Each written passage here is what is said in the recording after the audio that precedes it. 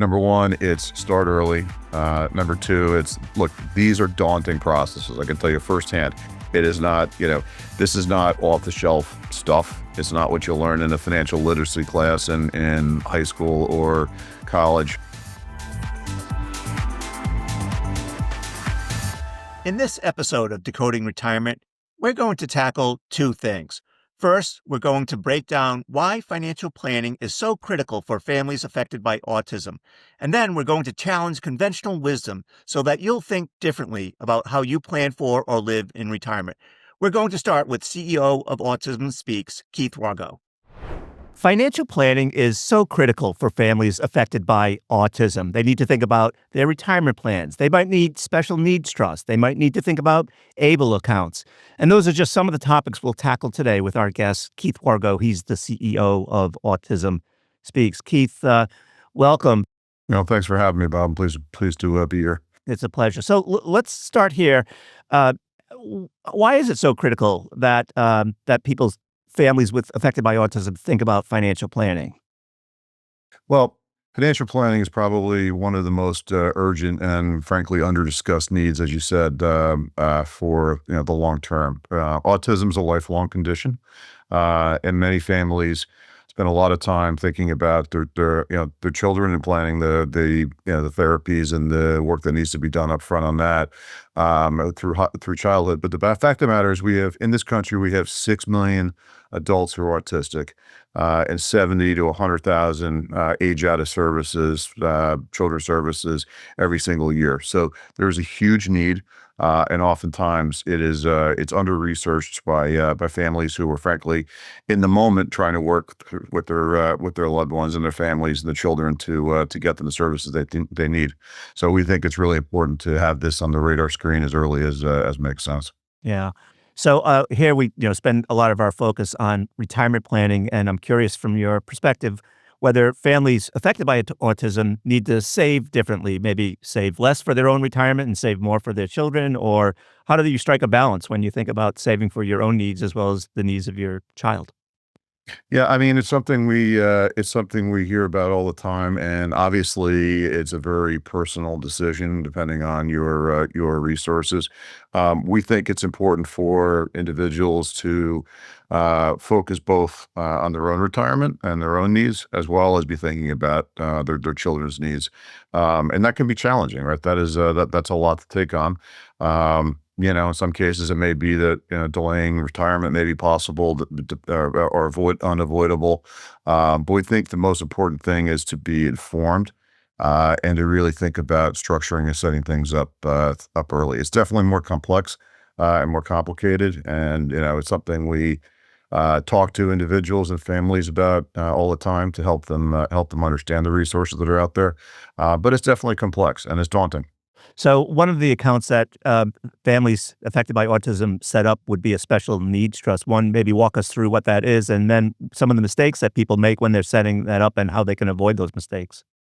Yeah. So I think this special needs trusts are sort of, foundational. They're a building block, and, really every family should look into them. They should think about it early. They should probably think about it as early as when their child is in their early teens. And the biggest mistake, frankly, is waiting too long. And because here's what happens. The reason that a trust is so important is that if an individual, let's say there's a well-meaning family member who through a bequest, through a will, or through their death or whatever, or any other way, gives a gift directly to the individual that we're talking about, that can and often does disqualify them for government benefits. And so the trust is really important because that is a really important mechanism. It is one of the primary mechanisms to set up savings that will not have an impact on an individual's ability to tap into government resources. Right. And then in terms of setting it up, obviously you need a lawyer. And when I think about trust, there's a cost to setting one up. Is the cost similar to setting up other types of trust, whether it's a charitable remainder trust or a other type of trust? I'd say that so first of all, there are a lot of resources out there. There's a lot of advisors and individuals who specialize in this. I spent all of my time going throughout the country, meeting with families and doing conferences. We just held 5 summits across the country, 5 different cities, where in each one of them we had a specialist like this who was there to help these individuals, help families set up these trusts. So I'd say it is a legal process. It is a legal process, sure. So there is an expense involved. But what I have found is there's a lot of, well-meaning and excellent lawyers who look at this as part of their mandate, but aren't looking at it as sort of it's a lot simpler. It's a lot simpler, frankly, than a lot of the trusts and systems that are put into place by families. So I think that, again, there'll be a cost for sure, but it generally, I think, is you find a lot of folks who want to support families and not have it be yet another burden on what already is going to be something that has to be managed through. Yeah. So let's talk about able accounts. What are they, and how are they used, and how are they funded, and what advice Sure. do you have for people? Yeah. So, able accounts came into effect. I think it was, I was actually there in Washington this for the celebration of this. My recollection is that 20 years ago, we as an organization, there were many others, but we as an organization advocated very hard for their creation. They're similar in a lot of ways. Your audience, I think, will be familiar with this. They're similar in a lot of ways to 529 plans, in that they are funded through after-tax dollars. But the growth of of those assets, when they start to be pulled out, it is on a tax-free. The tax-free, you don't pay any taxes on the gains, in the case of a distribution. The limit is right now at $18,000 per year. And, different than 529 plans, which I think is really important to know, is that, where 529 plans really are for qualified educational expenses, the government definition for what a qualified use of resources from an able account is much broader. And so it can be for housing, it can be for food, it can be for transportation. There are some regulations and rules, and it's important that individuals educate themselves in that, but it's much broader. And so we think about this as really, we get the question all the time, should I do a special needs trust, or should I do an able account? And the answer really is they should go side by side. If the resources are there to fund them, they should go side by side, because again, the ability to kind of have a lot of flexibility around the 529 plan and how it's accessed and how those funds are utilized. The restrictions there are quite low, whereas by definition, when you build a trust, you want it to have a lot more longevity to it. And depending how it's structured, there may be age restrictions, or maybe restrictions on, how much of those assets can come out at any particular time. And again, in an ideal world, we think that those should be used side by side. Keith, when we took a break, I promised that we would talk about what happens to government benefits when a child with autism turns age 21, the age of majority. What do people need to know? Yeah, so I think what's important to know is really on your 22nd birthday, an individual is no longer eligible for school services, the school services that are entitled through the Department of Education and the IDEA Act, that's been in place for decades. At that point, there are state services, there are other services, but what's really important to understand is the primary funding source for adults is related to Medicaid, and that provides services for employment, provides services for medical. Obviously, is foundational, but also in the case of individuals who are on Medicaid waivers, provides funding for services, perhaps additional caretaker, for recreation sources, for home. Basically, it's all called home and community-based services. So it's a broad umbrella. It's a part of the federal program, but like all Medicaid systems are actually provided through state structures. So it's important to understand that what federal program, but really mandated and implemented on the state basis.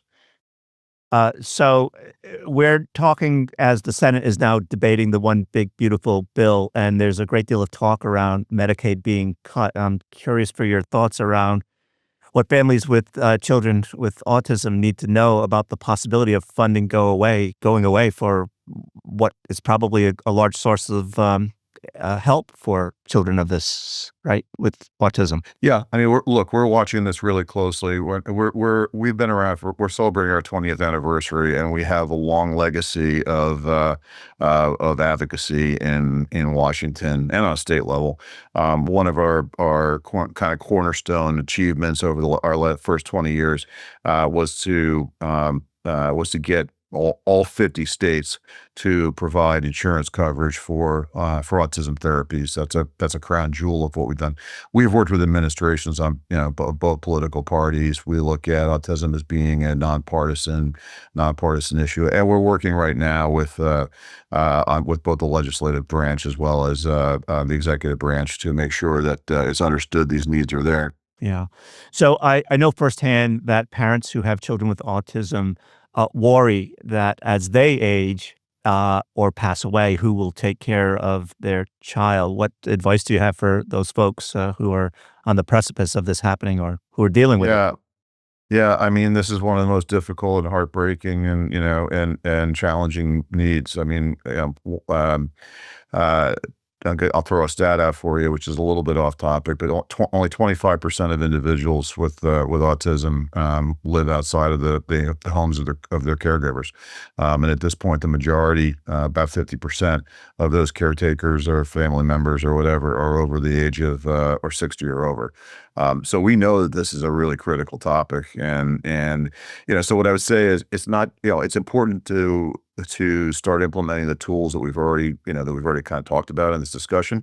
But we also think you need to build that support network, and not just financially, but socially and legally. And so that can mean, it doesn't mean in every case it's necessary, but having a legal guardian, to having letters of intent, and really to involve trusted family members in that planning of what will the future look like. That's critically important in order to make sure that that the best plan is there and can be implemented for the individual and with the individual's input, when that is possible. Yeah. So all that sort of stuff, the kind of planning that one would do, for general retirement, that comes into equation as well, right? Trustees that sort of planning all comes into question here. Yeah. All right. So last question, and I think I already know the answer to this, but what's the one piece of financial advice you would give to every family affected by autism? Yeah, I think number one, it's start early. Number two, it's look. These are daunting processes. I can tell you firsthand. It is not. This is not off the shelf stuff. It's not what you'll learn in a financial literacy class in high school or college. Some of the applying for government programs can be confusing, but get going early, educate yourself, and tap into the resources that are out there. Because I can't emphasize enough, there are some really great organizations, really great people doing this work, wanting to support and wanting to make sure that folks can have as much peace of mind and ease of mind as possible. But and I say, I always say whenever I'm speaking at a, to an organization or a group that, it takes a village, and rely on those trusted members of your family, rely on those trusted members of your social network, to help build this whole thing and put it all together in a thoughtful manner. Because there's lots of folks out there. It's just focusing on doing it, and earlier is definitely better than later. All right. Keith, I want to thank you for sharing your knowledge and wisdom with us and our viewers and our listeners. It's so greatly appreciated. Thank you. That's my pleasure, Bob. Thank you. Thanks for having me. We'll take a break. And when we come back, I'll be talking with Zvi Bodie about the retirement reality check you need. So much of retirement advice seems like, well, pablum. Save enough to get your company match. Withdraw 4% per year when you retire. Stocks for the long run. It's all, shall we say, a bit conventional. Well, my next guest is someone who has spent decades studying retirement finance and is known for challenging conventional wisdom. My guest is Zvi Bodie. He's professor emeritus at Boston University. He's the author of Worry-Free Investing, Risk Less and Prosper, and several textbooks that are required reading for business school students. Zvi, welcome. Thanks for such a gracious welcome. I can't tell you how thrilled I am to have you on the show. We're longtime friends. I've admired your work for a great many years. So let's start here. Let's start with what investors who may not be familiar with your work need to know about what you think is the biggest misconception that people have about preparing for retirement.